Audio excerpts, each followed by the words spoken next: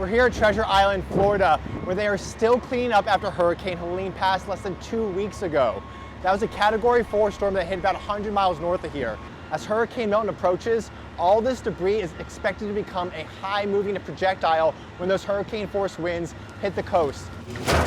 On our way here, we passed dozens of avenues and streets where it's littered with concrete, glass, metal, all items that are going to become incredibly dangerous when this storm hits. The debris has been so bad that some places you almost can't pass on the road because there's just so much that people are cleaning out. Today, I would say there's about a 90 to a 95% improvement, especially in this area here. So they've really tried to make it better, but it seems like at this point, Milton's just getting so close that we've halted that as well. And those high winds and debris aren't the only thing to worry about.